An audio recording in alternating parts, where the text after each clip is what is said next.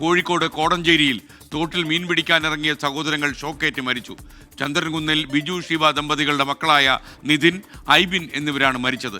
Electric post തോട്ടിലേക്ക് മറിഞ്ഞു വീണാണ് ഈ അപകടം ഉണ്ടായത്. ഷഹദ് റഹ്മാൻ കോഴിക്കോട് നിന്ന് വിവരങ്ങൾ നൽകും. ഷഹദ്, ഷോക്കിംഗ് ആയിട്ടുള്ള ഒരു വാർത്തയാണ്. കൂടുതൽ വിവരങ്ങൾ എന്തൊക്കെയാണ്? എസ്കേൻ, വളരെ വേദന ജനിപ്പിക്കുന്ന വാർത്തയാണ്. കാരണം ഈ കാലവർഷം ശക്തമായ ഘട്ടത്തിൽ മലയോര മേഖലകളിൽ അതിശക്തമായിട്ടാണ് മഴ പെയ്യുന്നത്. അതിനിടയിലാണ് ഇന്ന് വൈകിട്ട് 6:30 ഇത്തരത്തിലൊരു വാർത്ത വരുന്നത്.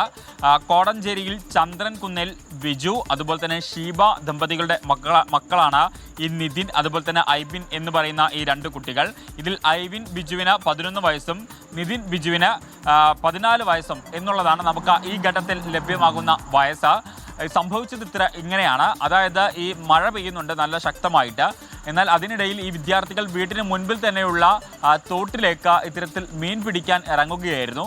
എന്നാൽ ആ മീൻ പിടിക്കാൻ ഇറങ്ങുന്ന ഘട്ടത്തിൽ, അതായത് വീടിന് തൊട്ടടുത്തുള്ള ഒരു പോസ്റ്റ് ഇതിലേക്ക് വീണിട്ടുണ്ടായിരുന്നു, തോട്ടിലേക്ക് വീണിട്ടുണ്ടായിരുന്നു. മാത്രമല്ല തേക്കിൻ്റെ ശിഖിരം പൊട്ടി വീണ അത് തോട്ടിലേക്ക് വീഴുകയും ചെയ്തിട്ടുണ്ടായിരുന്നു. അപ്പോൾ ഇതിൽ തട്ടിയാണ്, ഈ തോട്ടിൽ വീണ ഈ ശിഖിരം തട്ടിയാണ് ഈ വിദ്യാർത്ഥികൾക്ക് ഷോക്കേറ്റത് എന്നുള്ളതാണ്. ഓൾറെഡി വൈദ്യുതി പോസ്റ്റ് വീണ് കിടക്കുന്നുണ്ട്. പോരാതെ അവിടെ ഉണ്ടായിരുന്ന തേക്കിൻ്റെ ശിഖിരവും പൊട്ടി വീണ് കിടക്കുന്നുണ്ടായിരുന്നു.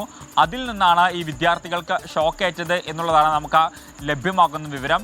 ഉടൻ തന്നെ അവർ പ്രാഥമിക ചികിത്സയൊക്കെ നൽകിയെങ്കിൽ പോലും ജീവൻ രക്ഷിക്കാനായില്ല എന്നുള്ള വേദന ജനിപ്പിക്കുന്ന വാർത്തയാണ് ഈ ഒരു ഘട്ടത്തിൽ നമുക്ക് ലഭ്യമാക്കുന്നത്. അതാണ് യാഥാർത്ഥ്യവും. എന്തായാലും ഈ രണ്ട് വിദ്യാർത്ഥികളുടെ മൃതദേഹം ഇപ്പോൾ കോഴിക്കോട് മെഡിക്കൽ കോളേജ് മോർച്ചറിയിലേക്ക് മാറ്റിയിട്ടുണ്ട്. എസ്കേൻ, ഷഹദ് റഹ്മാനാണ് വിവരങ്ങൾ നൽകിയത്.